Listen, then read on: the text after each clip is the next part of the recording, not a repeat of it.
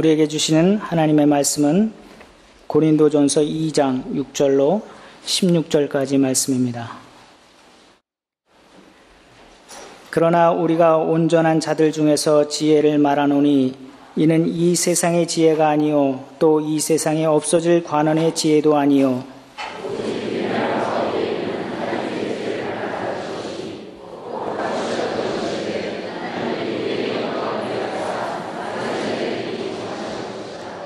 이 지혜는 이 세대의 관원이 하나도 알지 못하였나니 만일 알았다면 영광의 주를 십자가에 못 박지 아니하였으리라.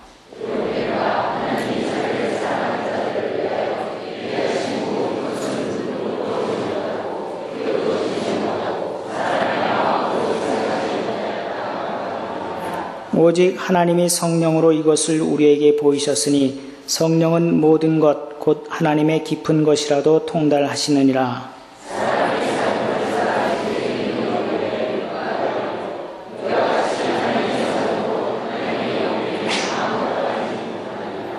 우리가 세상의 영을 받지 아니하고 오직 하나님께로 온 영을 받았으니 이는 우리로 하여금 하나님께서 우리에게 은혜로 주신 것들을 알게 하려 하심이라.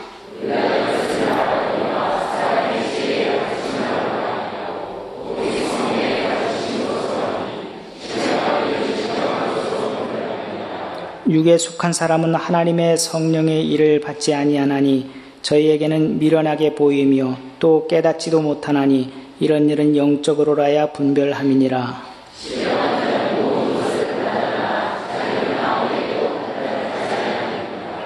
누가 주의 마음을 알아서 주를 가르치겠느냐? 그러나 우리가 그리스도의 마음을 가졌느니라. 아멘. 우리 지난주에 고린도전서 2장 1절부터 5절 말씀 보았습니다. 그 말씀의 중요한 핵심은 두 가지였습니다. 첫째로 내가 너희 가운데 있을 때, 고린도 교회 너희들 가운데 있을 때 십자가의 복음을 사람의 말로나 지혜로 전하지 않고 십자가 이외에는 아무것도 알지 않기로 했다. 그것은 십자가 외에는 이 세상에서 그저 무지한 자로 살겠다, 그런 의미가 아니라고 그랬죠. 삶의 우선순위를 십자가에 두고 살겠다, 그런 뜻이라고 했습니다. 두 번째로 내가 너희들에게 말씀을 전할 때 심히 두렵고 심히 약하고 심히 떨었지만 오직 성령님을 의지해서 내가 복음을 전했는데 그 까닭은 너희들의 믿음이 하나님의 능력에 있게 해주기 위함이었다. 그러면 우리는 그 짧은 본문을 통해서 고린도 교인들이 무엇을 잘못했었는지 알게 되죠. 첫째로 고린도 교회 교인들은 예수 그리스도의 십자가를 삶의 목표로 삼지 않았던 것입니다. 오늘 우리 강윤희 성도님께서 기도해 주시면서 우리 일상의 삶은 우리를 혼란에 빠뜨린다고 그랬어요. 그죠? 이 세상은 늘 우리를 혼란에 빠뜨립니다. 세상은 우리로 하여금 바른 판단력을 상실하게 합니다. 그러나 내가 예수 그리스도의 십자가를 내 인생의 목표로 내 앞에 딱 두면 그때부터 우리의 삶은 명료해져요. 예수 그리스도의 십자가만 보면 진리의 영리를 아는 것입니다. 그 십자가를 보면 그래, 내가 낮아지는 게 높아지는 거야. 내가 섬기는 것이 우사람이 되는 거야. 내가 놓으면 얻는 거야. 내가 죽으면 사는 거야. 오직 예수 그리스도의 십자가 앞에서만 세상 사람들이 어리석고 모순이라고 하는 진리의 삶을 쫓아 살 수 있는 것입니다. 그 십자가가 없으면 늘 혼란스러워요. 여러분, 개신교 십자가와 천주교 십자가의 차이를 아시죠? 천주교 십자가에는 예수님이 매달려 있고 개신교 십자가에는 예수님이 매달려 있지 않습니다. 그러니까 천주교는 고난을 강조하고 개신교는 부활을 강조한다는 것이죠. 그런데 부활이라는 것이 고난이 없으면 안 오는 것 아닙니까? 개신교 교인들이 부활의 영광을 이야기하기 전에 지금 고린도 전서에 바울이 이야기하듯이 십자가에 못 박힌 예수 그리스도를 잊어버리면 안 돼요. 그때만 이 세상에서 내가 못 박을 것을 못 박으면서 살 수 있는 것입니다. 두 번째로 고린도 교인들이 무엇을 잘못하고 있는가? 그들이 하나님의 능력이 아니라 자신들의 능력을 절대시하는 것은 성령 안에 거하지 않기 때문이라는 것입니다. 여러분, 우리가 성령 안에 산다고 하는 것이 구체적으로 무엇을 의미하겠습니까? 신비적인 능력을 내가 행하는 거, 그런 차원의 이야기가 아니라 내가 성령님 안에 거한다고 하는 것은 나의 실상을 늘 잊지 않고 사는 것입니다. 내가 성령님 안에 거한다, 내가 성령님과 함께한다, 나는 피조물이란 말이죠. 그래서 그분에게 절대 굴복하면서 그분의 말씀을 쫓아 살 수밖에 없잖아요. 그러나 내가 하나님을 믿는다라고 하면서도 성령님 안에서 성령님을 의지하지 않을 때 우리 모두는 각자가 하나님이 되는 것입니다. 하늘에 계신 하나님은 나의 부속물이 되는 것이고 나의 도구가 되고 내가 하나님이 되는 것이죠. 그러면 그 하나님들끼리 얼마나 부딪힘이 많겠어요? 이 고린도 교회가 지금 그 두 가지 잘못하고 있는 것을 바울이 1절부터 5절까지 역으로 풀어서 설명을 해준 것이죠. 자, 6절부터 이렇게 다시 계속됩니다. 그러나 우리가 온전한 자들 중에서 지혜를 말하노니 이는 이 세상의 지혜가 아니요 또 이 세상의 없어질 관원의 지혜도 아니요 오직 비밀한 가운데 있는 하나님의 지혜를 말하는 것이니 하나님의 지혜에다가 우리 표를 해 두십시다. 지금 바울은 자신은 세상의 지혜를 쫓지 않는다고 그랬잖아요. 그 세상의 지혜와 반대되는 하나님의 지혜를 이야기하는 것입니다. 여러분, 지금 우리가 고린도전서 1장 1절에서 시작해서 2장 6절까지 그저 이 성경으로, 개역 성경으로 지금 한 장 딱 넘어왔잖아요. 그런데 자, 2절 말씀 한번 보십시다. 1장 2절 말씀. 고린도에 있는 하나님의 교회 공표 한번 해보십시다. 하나님의 교회 4절 그리스도 예수 안에서 너희에게 주신 하나님의 은혜, 하나님의 은혜의 공표를 해보십시다. 18절 말씀. 십자가의 도가 멸망하는 자들에게는 미련한 것이요 구원을 얻는 우리에게는 하나님의 능력 공표하십시다. 21절 말씀. 하나님의 지혜 공표하십시다. 24절 오직 부르심을 입은 자들에게는 유대인이나 헬라인이나 그리스도는 하나님의 능력 공표하시고요. 하나님의 지혜니라 하나님의 지혜 공표하십시다. 2장 1절 형제들아 내가 너희에게 나아가 하나님의 증거 공표하십시다. 5절 말씀 너희 믿음이 사람의 지혜에 있지 아니하고 다만 하나님의 능력 공표해 보십시다. 지금 이 짧은 고린도전서 1장을 거쳐오는 이 과정에서 하나님의 교회, 하나님의 지혜, 하나님의 능력, 하나님의 은혜, 하나님의 증거, 바울은 계속 하나님의 것에 관심이 많아요. 여러분은 무엇에 대해서 관심이 많습니까? 왜 바울이 하나님의 것에 대해서 이렇게 관심이 많을까요? 그게 돈이 되어서? 그러지 않습니다. 바울은 확실히 알거든요. 무엇을 아는가? 하나님의 것만 영원하다는 것을 아는 것입니다. 뿐만 아니라 내 코끝에서 호흡이 멎는 순간에 하나님 것만 나를 영원히 책임져 줄 수 있어요. 우리는 이 세상의 것에 관심이 많습니다.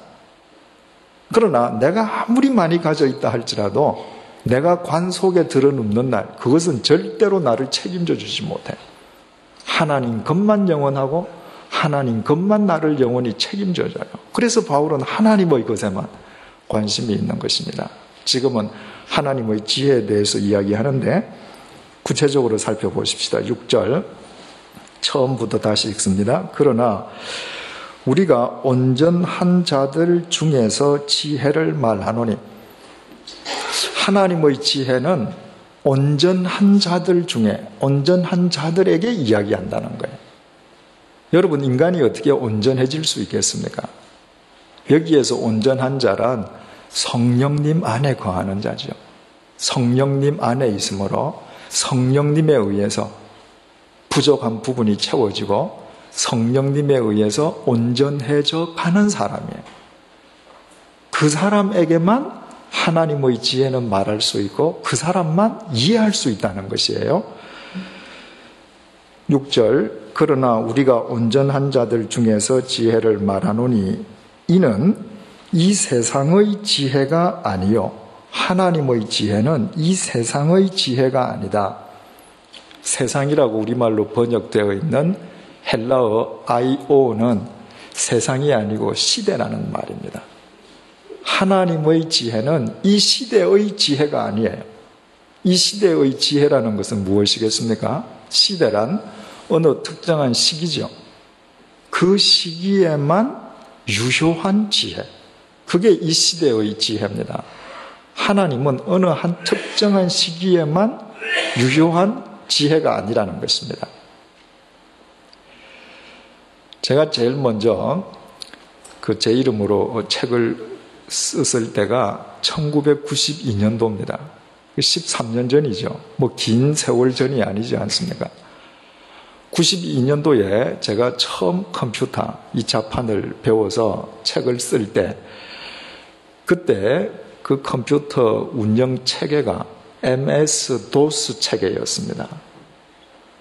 그 직후에 운영 체계가 윈도우 체계로 바뀌었죠. MS-DOS 체계는 이제 필요가 없어요. 저처럼 이 기계를 잘 못 다루는 사람이 그 책을 쓰려고 MS-DOS 뭐 하나 들어가려면 참 어렵거든요. 얼마나 시간을 투자해서 배웠겠습니까? 그것은 그 시대의 지혜였습니다. 이제 필요가 없어요. 이틀 전에 삼성전자에서 50나노 기술로, 50나노 기술이라는 게 뭔가 그랬더니 머리카락 2000분의 1의 굵기예요. 여러분, 이 머리카락 2000분의 1이다. 이건 안 보이는 거죠, 그죠? 그것을 다루는 기술이 50나노 기술인데 그 기술로 최대 용량 16기가 낸드 플래시 메모리를 이제 생산할 수 있다고 발표를 했습니다. 그 50나노 기술로 사람 엄지손가락만 한 이 크기에 164억 개의 트랜지스터를 집적하는 것입니다. 그랬더니 그 용량이 16기가가 되었는데 이 16기가는 어느 정도 용량이냐 하면요. 제가 1998년도에 스위스 갈 때 그 당시에 가장 최신형 노트북을 사가지고 갔는데 그 노트북이 4기가짜리였습니다. 98년도에 제가 들고 간 최신형 노트북 4개를 합쳐야 되는 그 용량이 요 어른 엄지손가락 하나에 손톱 하나에 들어가는 거예요. 그래서 이제 곧 하드 디스크 드라이브는 없어진다는 것입니다. 하드 디스크 드라이브를 그동안 쭉 사람들이 써왔는데 이제는 거기에 필요하던 지혜 다 이제는 없어지는 것입니다. 왜? 그것은 한 시대의 기술이에요. 하나님은 그런 지혜가 아니라는 것입니다. 6절 그러나 우리가 온전한 자들 중에서 지혜를 말하노니 이는 이 세상의 지혜가 아니요 또 이 세상의 없어질 관원의 지혜도 아니요. 여기에도 세상이 시대예요. 이 시대의 없어질 관원의 지혜도 아니다. 관원으로 번역된 헬라어 아르콘톤이라고 하는 것은 모든 분야에서 시대적으로 영향력을 지닌 사람들입니다. 말하자면 성공한 사람들, 출세한 사람들. 그 사람들의 지혜도 그 사람의 시대에서 끝나버린다는 거예요. 제가 70년도 12월 달에 대학교를 졸업하기 2달 전에 제가 외국인 항공회사에 취직을 했을 때 그때 지금부터 35년 전이에요. 세계 최대 항공회사가 하워드 휴즈의 트랜스 월드 에어라인 TWA 항공이었습니다. 여러분 생각을 해보셔요. 한 기업을 세계 최대의 기업으로 키우려면 휴즈가 얼마나 지혜로운 사람이어야 돼요. 근데 지금 그 회사 어디 갔습니까? 파남에 합병되고 회사 자체가 없어졌습니다. 1961년도에 13개 회사가 대한민국 각 분야에 가장 대표되는 회사 100개를 영입해서 발족시킨 것이 오늘날 대한민국 경제계를 대표하는 전국경제인연합회입니다. 그 110여 개의 회사 중에서 오늘날 살아있는 회사는 5개 미만입니다. 45년 전에 한국 기업의 110개 기업에 들 정도면 그분들은 다 지혜로운 분들이죠. 그 시대가 지나가니까 끝나는 겁니다. 하나님의 지혜는 그런 거 아니라는 거예요. 7절 오직 비밀한 가운데 있는 하나님의 지혜를 말하는 것이니 비밀한 거, 미스테리온. 우리 지난 주일날 이 단어를 봤죠. 2장 1절 말씀 형제들아 내가 너희에게 나아가 하나님의 증거를 전할 때에 이 증거라는 말이 헬라 말로는 미스테리온이다 그랬습니다. 하나님의 말씀, 하나님의 지혜는 미스테리, 신비예요. 비밀이에요. 왜 그럴까요? 왜 하나님의 지혜, 하나님의 말씀은 우리에게 신비로움으로 다가올까요? 그것은 개와 인간의 관계를 생각해 보면 간단해요. 여러분, 개를 좋아하시는 분들 계시잖아요. 그 개의 입장에서 한번 생각을 해 보십시다. 개가 소파에 가만히 앉아서 자기 주인이 말입니다. 뭐 이상하게 생긴 데 탁 음식을 넣고 스위치만 탁 누르니까 순식간에 데펴져 나와요. 이 미스테리예요. 그렇잖아. 자기 주인이 자기를 자동차에 탁 태우더니 뭐 이러니까 차가 간단 말이죠. 자기는 하루 종일 퍽 하고 뛰어가도 얼마 못 뛰어가는데 주인이 운전하는 자동차가 서너 시간 만에 부산까지 가요. 이 미스테리예요. 사람이 달나라를 간다? 신비롭죠. 왜 신비로울까요? 개는 인간에 비해서 형편없이 저급한 동물이기 때문에. 왜 하나님 것은 모두 우리에게 신비로운가? 개와 인간의 차이와는 비교도 안 될 정도로 하나님과 인간의 차이가 크기 때문에 우리는 굉장히 개보다 나은 존재지만 개나 우리나 똑같은 피조물이에요. 그러나 하나님께서는 피조물이 아니라 창조주세요. 그러니 하나님의 모든 것은 피조물인 우리에게는 미스테리예요. 신비일 수밖에 없습니다. 이 신비를 깨달으면 우리 삶이 달라지죠. 이 신비를 깨달으면 나의 지혜, 나의 계산을 절대 신봉하지 않죠. 우리가 다 혼자 태어났어요, 이 세상에. 그런데 어느 날 배우자를 만나서 결혼을 했습니다. 그리고 자식이 태어나요. 얼마나 신비롭습니까? 우리가 2달 전에는 알지도 못했는데 지금 이 자리에서 같이 하나님 말씀을 공부해요. 얼마나 신비롭습니까? 하나님께서는 지극히 당연할 일로, 쉬운 일로 이 일을 행하시지만 우리에겐 모두 신비해요. 그 신비를 깨닫는다면 내 삶 자체가, 살아있다는 나의 삶 자체가 하나의 신비 덩어리라는 것을 깨달으면 우리의 삶은 달라지는 것이죠. 오직 비밀한 가운데 있는 하나님의 지혜를 말하는 것이니 곧 감추었던 것인데, 감추었던 것이다. 하나님이 감추려고 감추신 게 아니죠. 우리의 한계 때문에 모르는 거죠.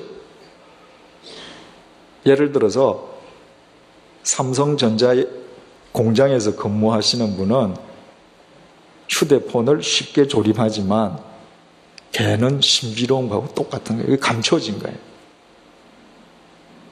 마찬가지로 우리 피조물의 한계 때문에 하나님의 말씀과 구원의 역사는 항상 감추어져 있어요. 그렇다면 우리는 여기에서 2가지 사실을 깨달을 수 있죠. 그러므로 인간의 지혜로는 그 하나님의 지혜를 절대 모르는 것입니다. 어떤 경우에도 알 수가 없어요. 2번째로 알 수 있는 것은 하나님의 지혜는 감추어져 있기 때문에 그것을 하나님께서 우리에게 계시하시고 보여주시지 않으면 우리는 몰라요. 여러분, 내가 걔한테 얘야 핸드폰은 이렇게 만든단다. 걔가 알아들을까요? 못 알아들어요.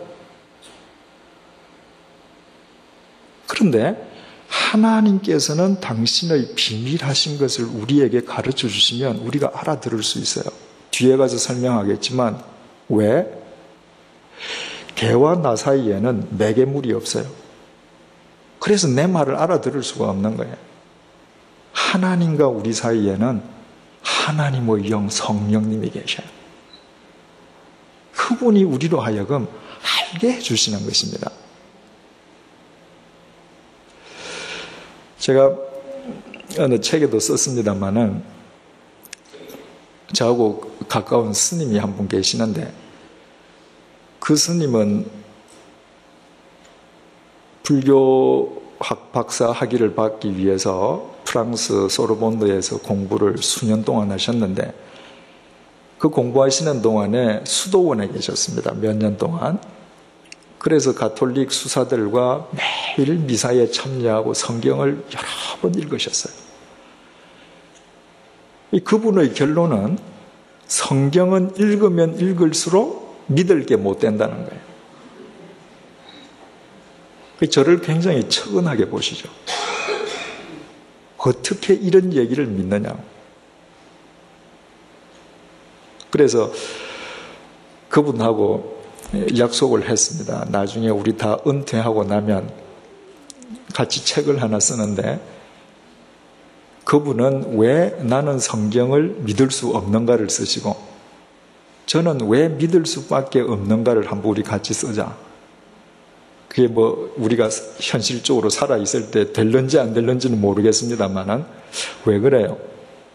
그분은 소르본느 박사 출신이시고 저는 박사가 아니에요. 그런데 그분은 못 믿어요.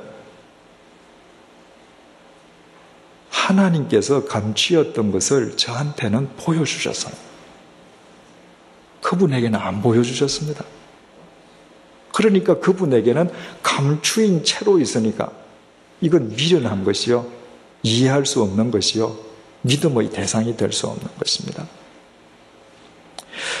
곧 감추었던 것인데 하나님이 우리의 영광을 위하사 만세전에 미리 정하신 것이다. 지금 바울이 말하는 하나님의 지혜라는 것이 궁극적으로 지금 뭘 얘기하는 거예요? 예수 그리스도, 십자가의 예수 그리스도를 얘기하는 것이죠. 그 십자가의 예수 그리스도를 우리에게 보내어 주신 것은 누구의 영광을 위해서? 하나님의 영광을 위해서가 아닙니다. 우리의 영광을 위해서 보내주었습니다. 무슨 영광? 죄와 사망 가운데에 죽을 수밖에 없는 우리로 하여금 영원한 생명의 영광된 존재가 되게끔 하시기 위해서 우리를 보내주셨습니다. 여러분, 하나님을 믿는 사람들이 많은 경우에 착각하는 부분이 있습니다. 내가 하나님을 위해서 하나님 말씀대로 살아 드린다는 거예요. 우리가 구역 공부 일과 시간에 배웠죠. 하나님께서 왜 우리들을 하나님의 말씀대로 살라고 요구하시는 거예요? 하나님을 위해서? 아닙니다. 60억 인구 가운데에 나 한 사람이 하나님 말씀대로 안 살아도 하나님의 영원성과 전능성에는 아무 문제가 안 생겨요. 나 한 사람이 하나님의 말씀 안 믿는다고 하나님에게 손해날 것은 하나도 없습니다. 그러나 내가 하나님의 말씀을 쫓아 살지 않으면 내 인생은 버리는 겁니다. 여러분, 절대로 하나님의 말씀은 하나님을 위해 사는 게 아니라, 살아 드리는 것이 아니라 나를 위해 사는 거예요. 엑사고라죠. 인생은 건져 올리는 거라 그랬죠. 하나님 말씀으로만 내 시간을 영원한 생명으로 건져 올려가는 겁니다. 그래서 요한 사도가 요한 1서 5장에서 하나님의 말씀은 무겁지 않다. 무거운 것이 아니로다. 왜 하나님 말씀이 무겁게 여겨지는가? 하나님 위해서 살아 드린다라고 생각하니까 이거 짐이에요. 그러나 이 말씀대로 안 살면 내가 파멸한다. 나를 위한 것이다. 전혀 안 무겁죠. 똑같이 우리가 하나님의 영광을 위해서 산다. 구원받은 그리스도인으로서 그것은 우리 삶의 결과로서 당연한 의무사항이지만 궁극적으로 그것은 나의 영광을 위함이라는 걸 알아야 돼요. 하나님의 영광을 위해서 살지 않는다는 것은 곧 그리스도의 구원을 내가 배척하는 것인데, 그것은 공동묘지를 내 인생의 종착점으로 삼겠다는 얘기예요. 그래서 하나님을 믿는 것은 궁극적으로 내 스스로가 영광된 생명의 존재가 되기 위함이라는 것, 이것을 바르게 알아야 우리가 정말 믿음의 길을 바르게 나아갈 수 있는 것이죠. 하나님께서 우리의 영광을 위해서 만세 전부터 예비해 두셨어요. 만세 전이라고 하는 것은 영원 전부터 그 얘기예요. 그럼 바울은 이 말을 통해서 무슨 얘기를 하고 싶은 거예요? 복음은, 예수 그리스도의 십자가 구원은 인간의 고안물이 아니라는 겁니다. 인간의 머리에서 나온 게 아니라는 거예요. 영원 전부터 하나님의 경륜 속에서 준비된 것이다. 그러므로 너의 지혜로는 알지 못한다는 거예요. 그러므로 성령님의 도움 없이는 네 말과 재주와 지혜로는 결코 이해할 수도 분별할 수도 없다는 것입니다. 8절, 이 지혜는 이 세대의 관원이 하나도 알지 못하였나니 만일 알았다면 영광의 주를 십자가에 못 박지 아니하였으리라. 2000년 전 당시 그 세대 속에서 영향력 있는 사람들이, 관원들이 예수님을 못 박아 죽였습니다. 당시의 장로들, 제사장들, 빌라도 총독 전부 영향력 있는 사람들이죠. 만약에 그 사람들이 이 하나님의 지혜를 조금이라도 알았더라면 못 박지 않았을 것이라는 것입니다. 무슨 의미일까요? 잘 생각을 해보십시다. 당시의 영향력 있는 사람들이 예수님을 십자가에 못 박아 죽였습니다. 국사범으로 혹은 스스로 하나님을 참칭하는 신성모독죄로 죽였어요. 그런데 예수님을 십자가에 못 박아서 죽이고 나서 어떤 결과가 일어났는가? 그 예수님의 십자가 때문에 못 박아 죽인 자신들이 어둠이라는 사실이 드러났습니다. 왜? 예수님께서 부활하셨거든요. 그 부활의 생명의 빛 앞에서 보니까 예수님을 못 박아 죽인 자들은 다 어둠이었단 말이죠. 만약에 그들이 내가 못 박아 죽이는 이 자체가 내가 어둠의 자식이기 때문이라는 것을 알았더라면 이분이 영원한 생명의 빛이시라고 생각을 했던들 절대로 그런지는 않았겠죠. 빌라도 총독이 예수님을 재판하면서 야, 진리가 대체 뭐냐? 이렇게 물었습니다. 진리를 앞에 세워놓고 진리가 뭐냐고 물은 것입니다. 요한복음 19장에 의하면 그때의 시간이 제6시라고 기록되어 있습니다. 6시는 우리 시간으로 낮 12시입니다. 낮 12시면 햇빛이 가장 밝을 때죠. 그 눈부신 태양 빛 아래에서 빌라도는 진리를 세워놓고 진리가 뭐냐고 물었습니다. 빌라도 스스로 어둠의 자식이라는 사실을 밝힌 것입니다. 그 사실을 알았더라면 아무리 민중들이 압력을 넣어도 빌라도가 절대로 사형 선고 내리지 않았을 거예요. 그 사형 선고 때문에 지금도 우리는 주일마다 본디오 빌라도에게 고난을 받으시고 이렇게 사도신경을 고백하잖아요. 주님 오시는 날까지 온 지구상의 그리스도인들이 사도신경으로 신앙을 고백할 텐데 그 고백 때마다 빌라도는 저주받는 겁니다. 그 사실을 알았더라면 절대로 차라리 내가 죽어서 살지 내가 살려고 죽는 길을 택하지 않았을 거란 말이죠. 왜 몰랐는가? 자기의 지혜가, 자신의 능력이, 자신의 판단이 모두라고 생각했기 때문입니다.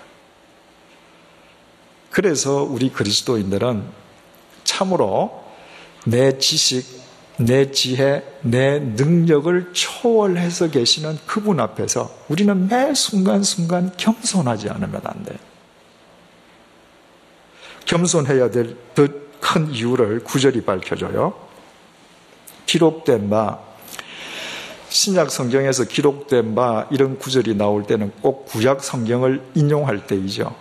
그런데 이 이후에 지금 기록되어 있는 말씀은 구약 성경 어느 한 구절을 인용한 것이 아니라 바울이 이사야서 여러 말씀을 지금 한데 엮어서 인용을 하는 것입니다. 기록된 바, 하나님이 자기를 사랑하는 자들, 공표하십시다. 사랑하는 자들을 위하여 예비하신 모든 것은 예비하신 모든 것 공표하십시다.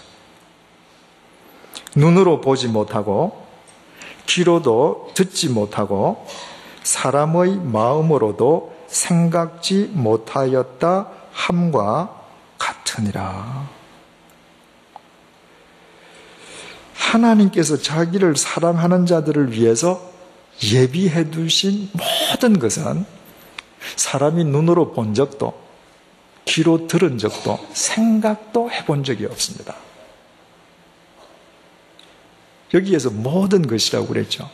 그러니까 인간을 위해서 예비하신 십자가의 예수 그리스도를 포함해서 우리에게 베풀어주는 모든 은혜들, 그것은 우리가 상상치도 못하는 것들이라는 것입니다. 그래서 우리는 교만하면 안 됩니다. 그래서 우리는 겸손해져야 돼요. 세상에서 가장 어리석은 사람이 누굴까요?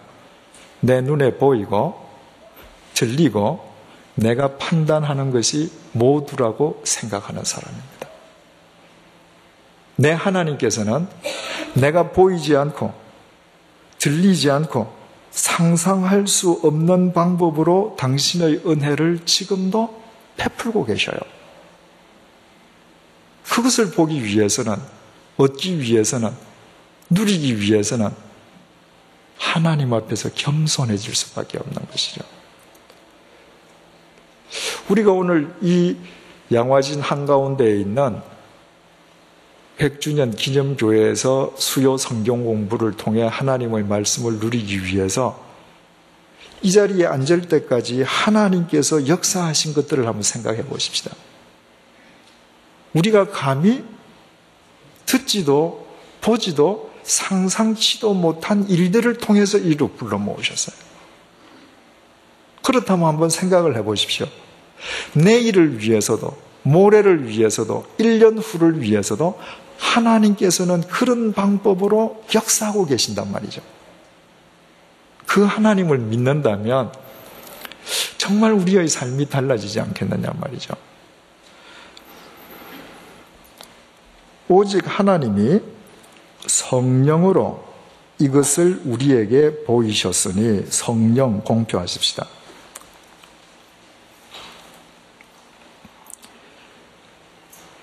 그리고 하나님의 지혜하고 줄을 그으십시다. 우리가 어떻게 예수 그리스도 십자가의 비밀, 하나님의 지혜를 알게 되었는가? 어떻게 우리가 보도 듣도 생각지도 못했던 하나님의 은혜가 우리와 늘 함께하고 계신다는 것을 우리가 어떻게 알면서 살아가는가? 성령님께서 우리에게 보여주시고 깨닫게 해주시기 때문에. 여러분, 예수님께서 오신 때가 2000년 전이잖아요. 우리는 2000년 전에 예수님께서 오셨다 기도할 때도 2000년 전에 우리를 위해서 오신 주님이시여, 그렇게 기도를 하면서도 이 2000년이라고 하는 기간이 얼마나 어마어마한 기간인지 우리 생각을 안 하고 기도해요. 우리 역사에서 2000년 전이면 언제입니까? 박혁거새가 알 까고 나올 때, 지금 그때 얘기하는 거예요. 여러분, 박혁거새가 알 까고 나온다 그런 게 다 웃으시죠? 그런데 2000년 전에 박혁거새가 알을 까고 나왔다는 거나 예수라는 한 어린이가 처녀의 몸에서 태어났다는 거나 무슨 차이가 있습니까? 그런데 박혁거새는 우리 직계조상인데, 우리 직계조상이 알 까고 나왔다 하면 웃으시면서 저 지구 반대편에 한 유태 여자가, 처녀가 남자도 없이 아이를 낳았다면 아무도 안 웃어요. 왜? 성령님께서 보여주셨어요. 깨닫게 해주셨어요. 여러분, 2000년 전에 한 청년이 유대에서 사형 선고를 받고 못 박혀 죽었습니다. 그 청년이 나 때문에 죽었대요. 2000년 후에 태어날 내 죄를 용서해 주려고 죽었대요. 이건 전설 따라 삼천리잖아요. 그런데 여러분 믿습니다. 여러분 눈으로 십자가에 못 박힌 거 보신 적도 없고 부활하신 예수님을 보신 적도 없는데 믿어요. 성령께서 보여주셨기 때문입니다. 어떻게 성령님께서 이처럼 비밀스럽고 신비로운 것을 우리로 하여금 보게 하시고 알게 하시는가? 10절 말씀, 오직 하나님이 성령으로 이것을 우리에게 보이셨으니, 그 다음에 헬라어 원문에는 왜냐하면 이런 말이 있습니다. 우리말에는 번역이 안 됐어요. 왜냐하면, 왜 성령님께서 그렇게 보여주실 수 있는가? 성령은 모든 것, 곧 하나님의 깊은 것이라도 통달하시느니라. 성령님께서는 하나님의 모든 것, 하나님의 그 어떤 깊은 심중의 경륜까지도 통달하신다는 거예요. 그러면 여러분, 우리가 어떻게 하나님의 지혜에 통달한 사람으로 세상을 살아갈 수 있는가? 간단하죠. 성령님 안에 있으면 돼요. 어떻게 성령님이 하나님의 깊은 경륜까지도 통달하실 수 있는가? 사람의 사정을 사람의 속에 있는 영 외에는 누가 알리요? 이와 같이 하나님의 사정도 하나님의 영 외에는 아무도 알지 못하느니라. 하나님의 영에 또 공표를 하십시다. 그래서 앞에 있는 성령과 연결을 하십시다. 하나님의 지혜는 성령님을 통해서 하는데 성령님은 하나님의 영이시기 때문이다. 여러분, 내 사정을 나의 영 외에 도대체 누가 알겠어요? 아무도 모릅니다. 제가 80년도에 부도가 나고 나서요, 한동안 제 주머니에 단돈 1원도 없었던 적이 있습니다. 그런데 어디 가서 제가 그냥 이렇게 아무 일도 없다는 표정으로 있으면 사람들은 제 주머니에 1원도 없다는 걸 몰라요. 그 사정을 알면 점심때 제가 어디 쓱 지나가면 누가 밥이라도 먹자 그럴 텐데 그 사정을 모르니까 굶는 거죠.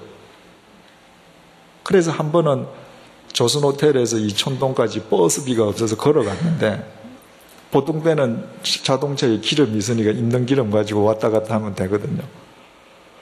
그 조선호텔에서 이촌동까지 걸어가는데 그 옛날에 저 미도파 백화점 있고 또 저 한진 빌딩 있고 상업은행 있고 거기 뭐 항공회사 직원들이 다 거기 근무하거든요. 가면서 곳곳에서 사람들을 만나는데 아무도 제 사정을 모르니까 버스비 주는 사람이 없어요. 그래서 걸어갔습니다. 어떻게 성령님께서는 하나님의 깊은 것까지 통달하시는가? 하나님의 영이시기 때문에 그래요. 그래서 그 하나님의 영 안에 있을 때 우리는 하나님의 비밀스러운 것에 통달해가는 자가 되는 거죠. 우리가 세상의 영을 받지 아니하고 오직 하나님께로 온 영을 받았으니, 바울이 다시 강조하는 겁니다. 우리에게 임하신 영은, 성령님은 세상의 영이 아니라 하나님의 영, 위로부터 임하신 영임을 다시 강조하는데, 왜 우리에게 하나님께서 성령님을 주셨는가? 이는 우리로 하여금 하나님께서 우리에게 은혜로 주신 것들, 공표하십시다. 복수지요. 우리에게 은혜로 주신 것들을 알게 하려 하심이라. 왜 복수일까요?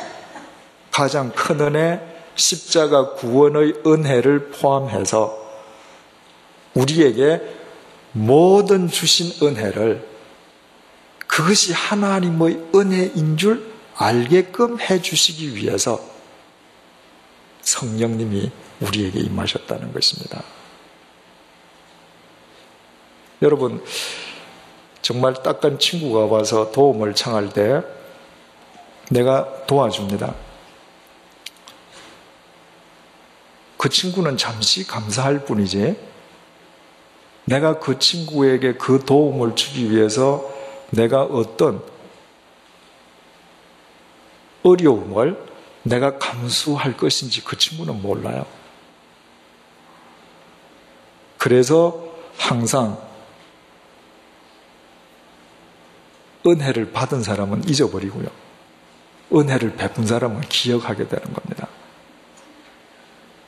여유가 큰 사람보다 여유가 없는 사람일수록 은혜를 베풀었을 때 잊을 수가 없어요. 왜? 그것을 베푸르기 때문에 자신이 당한 어려움이 있거든요. 사람들은 몰라요. 하나님께서 우리에게 매일 은혜를 베풀어 주셔도 그 은혜를 베푸시기 위해서 하나님께서 얼마나 오묘하게 역사하셨는지 사람들은 몰라요. 그 신비스러운 역사를 성령님께서 우리에게 일깨워 주셔요. 그래서 성령님 속에서 살아가는 사람들은 매일매일이 신비스러운 거죠. 매일매일이 감사의 조건이죠. 다윗이 시편 16편을 통해서 밤마다 나의 심장이 나를 교훈한다 그러잖아. 여러분 심장 뛰는 것에 대해서 하나님의 은혜라고 감사하신 적이 있습니까? 없으시죠? 어제 여러분들이 밤에 잠을 주무실 때 여러분들 심장 뛰게 하려고 무슨 짓을 하고 주무셨어요? 그냥 주무신 거예요. 심장이 뛴다는 사실 자체도 잊어버리고 주무셨잖아요. 바울은 밤마다 나는 사지백체를 뻗고 편안하게 잠을 자는데 하나님께서 내 심장을 뛰게 해주시는 것 때문에 감격했습니다. 그 심장 뛰는 소리가 하나님의 말씀이었습니다. 다윗아, 오늘도 내가 네 심장을 뛰게 한다. 내가 오늘도 천지를 창조한 이 손으로 네 생명을 붙들고 있다.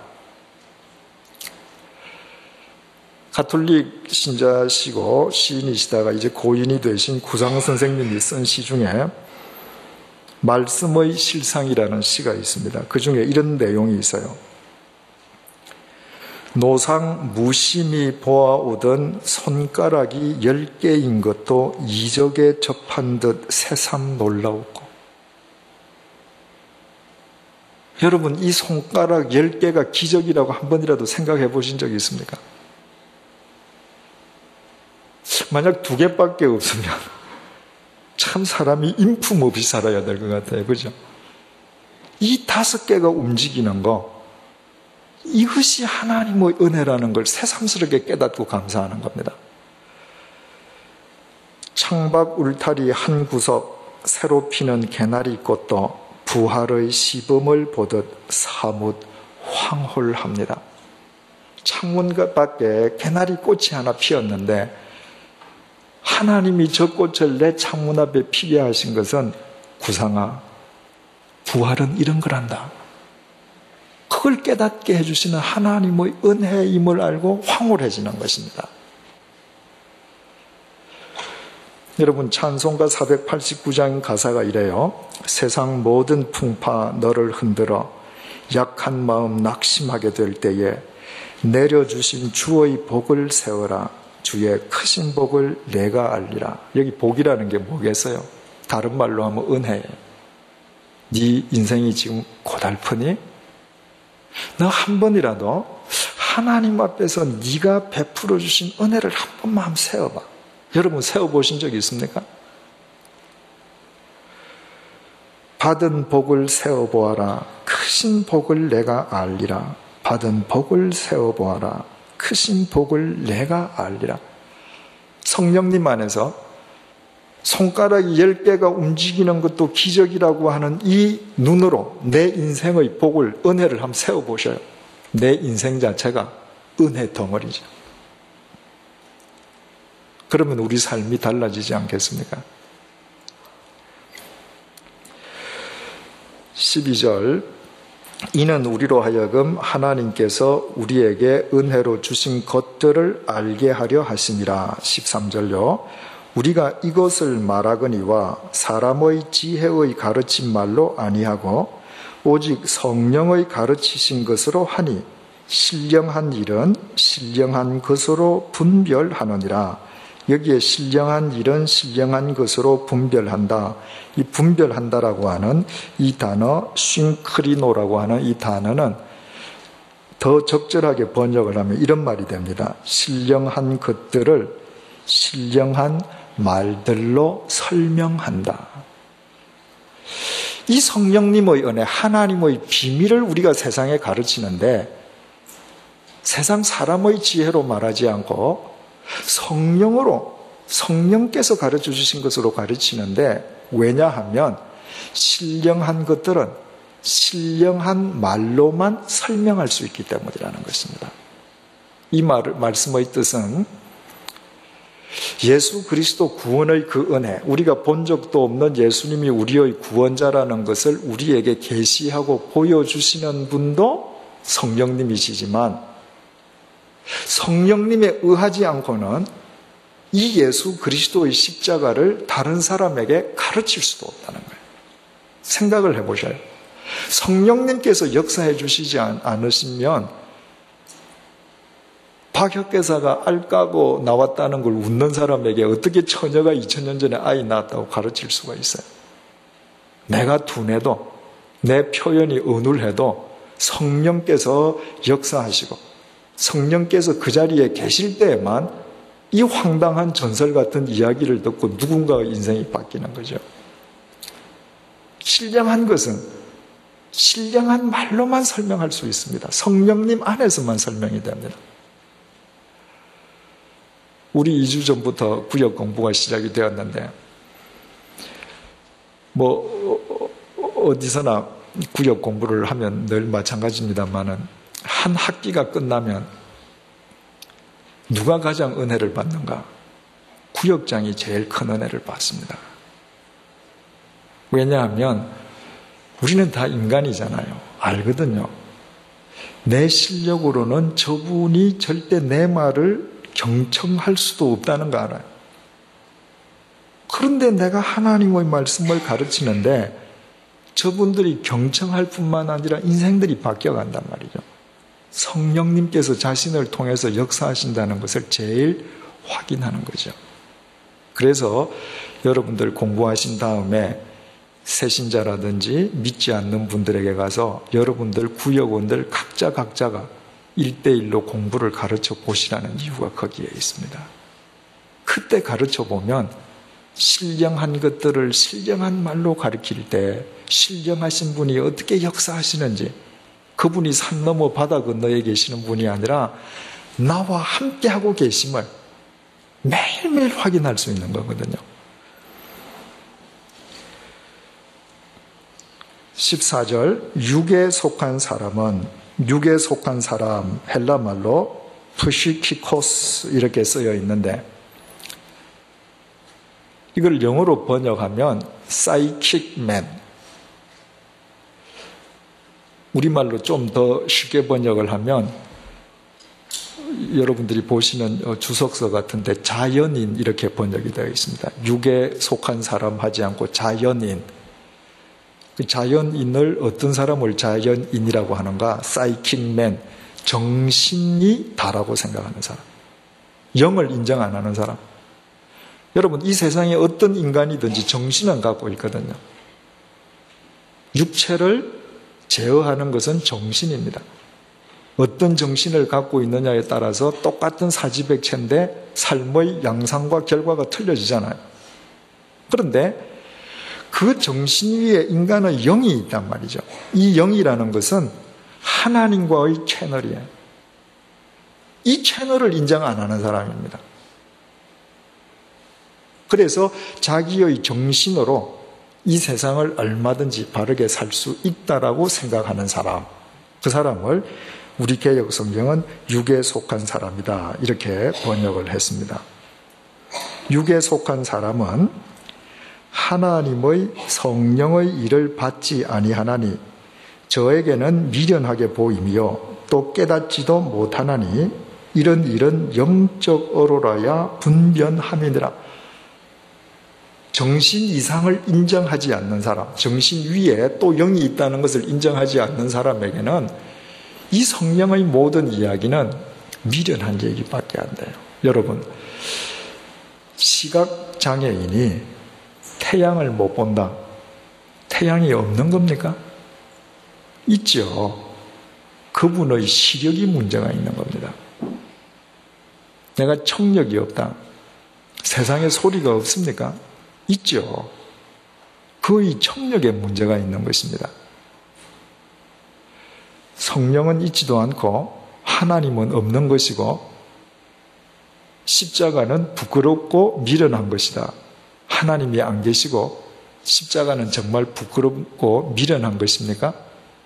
그분의 영성에 문제가 있는 것이죠. 영적인 인간이 되려고 하지 아니하면 그것은 결코 알 수 없는 것이죠. 15절, 신령한 자는 모든 것을 판단하나 자기는 아무에게도 판단을 받지 아니하느니라. 자칫 오해하기 쉬운 구절이죠. 성령의 사람은 무슨 일을 하든지 무슨 행동을 하든지 항상 옳은 일만 한다. 이렇게 이 구절을 해석하면 그는 독선에 빠지게 되죠. 그 말이 아니라 신령한 자는 모든 것을 판단한다. 모든 것이 도대체 무엇을 의미하는가? 하나님의 비밀, 예수 그리스도 구원의 복음과 관련된 모든 것을 이해할 수 있다는 거예요. 왜? 성령 안에 있는 사람은 성령님의 도우심과 계시에 의해서 모든 것이 이해가 돼요. 그러나 자기는 아무에게도 판단을 받지 않는다. 아무에게도라고 하는 사람은 육에 속한 사람. 육에 속한 사람은 그 하나님의 지혜 비밀을 알 수 없으니까 우리를 미련한 자라고 비판해요. 나는 하나님의 비밀을 알지만 이 사람은 비밀을 모르는 사람이 나를 미련하다고 비판하니까 모르는 사람의 비판은 나한테 비판으로서의 가치가 없다는 겁니다. 가령 예를 들어서 개가 말입니다. 사람을 판단해요. 한다고 가정을 하십시다. 그래서 내가 어느 집에 턱 들어갔는데 그 집 개가 저한테 아주 모독적인 얘기를 해요. 여러분, 그게 나에 대한 비판이 되겠습니까? 개는 어떤 존재입니까? 자기 집 주인이 살인 강도라도 지를 예뻐해 주면 그 주인 좋아합니다. 개는 사리 분별력이 없어요. 개가 인간을 판단할 수 있다고 가정할 때 그 사리 분별이 없는 개의 판단을 보고 내가 발끈한다면 나는 개의 수준이죠. 내가 성숙한 인간이라면 개가 짖는구나 이러고 끝나겠죠. 하나님의 비밀을 모르는 자들이 비밀을 아는 자들에게 무엇이라고 이야기해도 그것은 비판거리가 안 된다는 것이죠.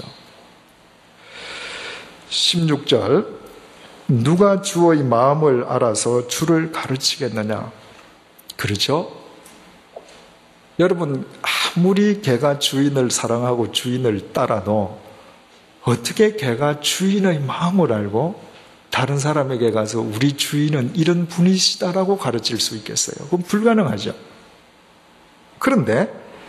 그러나 우리가 그리스도의 마음을 가졌노라.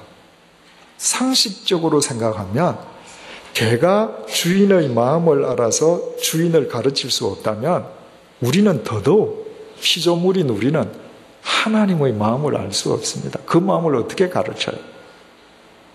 그런데 우리는 그리스도의 마음을 가졌다는 것입니다. 성령님 안에서. 이것이 지금 바울이 오늘 이야기하고자 하는 하나님의 지혜, 하나님의 비밀, 하나님의 신비가 이거예요. 개만도 못한 우리가 하나님 앞에서 삼위일체 하나님 그리스도의 마음을 지니고 살아간다는 거예요. 이보다 더 비밀스럽고 신비스러운 일이 어디에 있습니까? 개만도 못한 우리로 하여금 그리스도의 마음으로 살아가시게 할 수 있는 것보다 더 큰 하나님의 지혜가 어디 있겠어요? 여기에서 마음이라고 하는 단어는 헬라어로 누스인데 마음으로도 번역이 되지만 의식 또는 이해력으로도 번역이 돼요.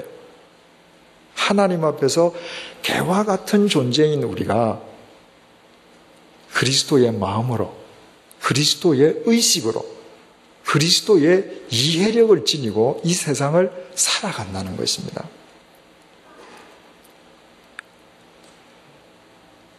오늘 그러면 우리가 읽은 것을 총 두 가지로 정리할 수 있습니다. 첫 번째는 그러므로 반드시 성령 안에 거하라는 거예요. 성령 안에 거할 때에만 이 하나님의 비밀을 담는 그릇이 될 수 있어요. 내가 높으면 담기지 않습니다. 그리고 성령님 안에서만 우리가 이 그리스도의 마음으로 세상을 살아갈 수 있어요. 여러분, 성령 충만한 교회가 어떤 교회이겠습니까? 일반적으로 우리는 성령 충만한 교회 하면 어떤 그 그릇된 이미지를 갖고 있어요. 성령 충만한 교회 하면 일단 시끄러워야 돼. 여러분, 성령 충만한 교회는 그 교회를 이루는 모든 교인들이 성령님 앞에서 겸손한 사람들로 이루어져 있는 교회입니다. 내가 겸손할 때 성령의 비밀이, 성령의 은혜가, 하나님의 생명이 넘쳐나요. 내가 겸손할 때 성령 안에서 모두는 하나 될 수 있어요. 두 번째 우리가 정리할 것은 오늘 이 말씀들 중에서 정말 우리가 깊이 깨닫고 생각해야 될 하나의 단어를 찾는다면 무슨 단어가 되겠느냐 하는 거예요. 여러분, 오늘 우리가 많은 단어를 봤는데 지금까지 이야기한 그 모든 단어 이외에 하나의 단어에 우리가 주의하고 주목해야 된다면 그 단어가 뭐겠습니까? 제일 마지막 절을 제가 다시 읽어볼게요. 누가 주의 마음을 알아서 주를 가르치겠느냐? 그러나 우리가 그리스도의 마음을 가졌느니라. 여러분들 생각 어떻습니까? 어떤 단어가 중요할 것 같아요?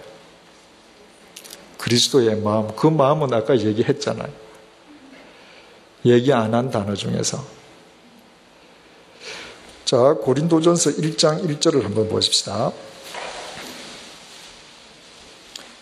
하나님의 뜻을 따라 그리스도 예수의 사도로 부르심을 입은 바울과 및 형제 소스데네는 고린도에 있는 하나님의 교회. 제일 처음에 바울이 인사말 할 때는 자기 곁에 소스데네가 있다는 것을 밝혔습니다. 바로 소스데네는 고린도 출신이잖아요. 그래서 소스데네가 나하고 같이 있어서 내가 문안한다 인사를 했습니다.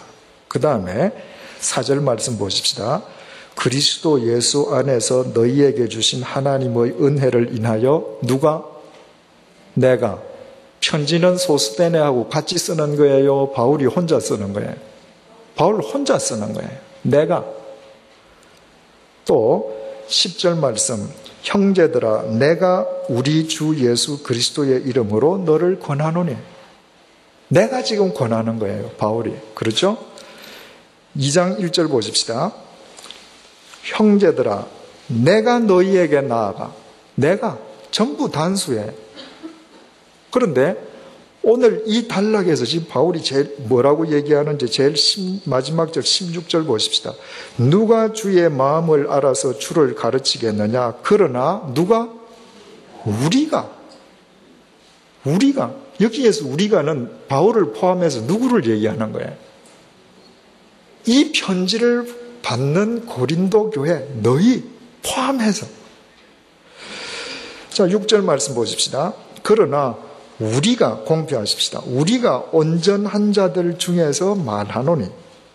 10절 말씀. 오직 하나님이 성령으로 이것을 우리에게 공표하십시다. 우리에게 보이셨으니. 12절 말씀. 우리가 공표하십시다. 우리가 세상의 영을 받지 아니하고 오직 하나님께로 영을 받았으니 이는 우리 공표, 우리로 하여금 하나님께서 우리에게 공표, 은혜로 주신 것들을 알게 하려 하심이라. 16절. 누가 주의 마음을 알아서 주를 가르치겠느냐? 그러나 우리가 그리스도의 마음을 가졌느니라. 여러분, 상식적으로 생각한다면 여기에서 뭐라고 써야 돼요? 다 내가라고 해야 돼요. 난 이렇게 성령 안에서 사는데 넌 뭐야? 너희들 뭐야? 구별해야죠. 그런데 바울은 지금 잘못 살고 있는 고린도 교인들을 질책하는 편지를 쓰면서 우리가, 얘들아 너희들 기억나지? 성령님께서 우리에게 당신의 은혜 보여주셨던 거 기억나지? 성령님께서 그 비밀 보여주셨던 거 기억나지? 너희들과 우리가 같이 그리스도의 마음을 얻고 누렸던 거 기억나지? 바울은 고린도 교회 교인들의 잘못은 지적하지만 그들의 바탕은 믿는 겁니다. 그들의 인간 자체를 지금 무시하지 않습니다. 부정하지 않습니다. 그들은 역시 나와 한 지체임을 이야기해 주면서 성령님께서 그들을 바로 세워주실 것을 믿고 이 편지를 쓰는 겁니다. 이것이 바로 그리스도의 마음이에요. 바울의 위대함이 여기에 있습니다. 그렇다면 우리가 두 번째로 깨달아야 될 것은 정말 우리가 그리스도의 마음으로 살아간다면 나를 탈피해서 우리를 항상 깊이 생각하는 자가 되어야 된다는 겁니다. 영상을 한번 보십시다. 우리가 고린도전서 세 번째 시간에 이 그림을 보셨죠? 고린도전서 1장 4절에서 9절을 볼 때입니다. 우리의 신앙은 간단하게 하나님 사랑과 사람 사랑으로 나타나요. 그런데 이것을 하나의 알파벳으로 표현하면 X자로 표현할 수 있다고 했죠. X는 중간 지점을 중심으로 위선과 아래선이 똑같아야 돼요. 하나님을 사랑할 때 하나님은 나의 아버지로 시작합니다. 그러나 내 믿음이 정말 하나님을 사랑한다면 그 믿음은 사람 사랑으로 똑같은 길이로 내려가야 돼요. 이때부터는 우리 아버지가 되는 것입니다. 그래서 10계명, 10계명 중에서 1계명부터 4계명은 하나님을 사랑하는 계명이고 5계명부터 10계명은 사람을 사랑하는 계명이라고 했습니다. 모든 성경은 바로 하나님 사랑과 사람 사랑의 이 두 기둥 위에 세워져 있습니다. 따라서 우리가 성령의 사람이 된다고 하는 것은 나 중심의 삶에서 우리 아버지, 우리 중심의 삶으로 내가 나아가는 것을 의미합니다. 예수 그리스도를 영어로는 JC, Jesus Christ라고 쓰지만 크리스토스가 헬라말로는 이렇게 된다고 했어요. X가 제일 앞에 있죠. 그리스도의 마음을 갖는다는 건 뭔가? 이 X의 마음을 갖는 것입니다. 우리를 생각하는 것입니다. 사랑하는 교우 여러분, 하나님께서 이 땅에 많은 교회가 있음에도 불구하고 또 우리로 하여금 이 교회에서 함께 신앙생활을 하게 해주셨습니다. 그렇다면 여기에서 우리가 그리스도의 마음을 갖는다는 것은 신앙생활을 해서 나 혼자 잘 되고 내 사업 잘 되고 내 자식들 출세하는 것이 아니라 우리를 생각해서 우리가 함께 이 시대에 주님의 뜻을 이루어가는 그와 같은 신앙생활을 한다면 우리가 이 교회에 모이는 하나님의 이 교회에 모이게 하신 하나님의 지혜를 우리의 삶으로 이루어 드릴 수 있을 것입니다. 기도하십시다. 주님, 우리 모두 오늘도 주님 앞에 머리 숙이게 해주셔서 정말 감사합니다. 성령님께서 저희들을 불러 모아주셔서 참으로 감사합니다. 주님, 일평생 겸손하고 낮고 낮은 마음으로 성령 충만한 사람이 되게 도와주옵소서. 하나님의 비밀과 하나님의 지혜를 날마다 깨달아가며 성령님 안에서 하나님의 깊은 것이라도 통달하는 자들이 되게 도와주옵소서. 성령님 안에서 그리스도의 마음을 품게 하시되 나 혼자 잘 되는 이기적인 마음이 아니라 항상 우리를 생각하는 X의 삶을 구현해 가게 도와주옵소서. 그리하여 이 시대 많은 교회 가운데 이곳에 또 하나의 교회를 세우시고 우리를 이곳으로 불러주신 하나님의 그 신비의 역사를 우리의 삶으로 이 시대의 이 역사 속에 이루어가는 기쁨을 우리 모두 다 함께 누리게 도와주옵소서. 예수님 이름으로 기도드립니다. 아멘.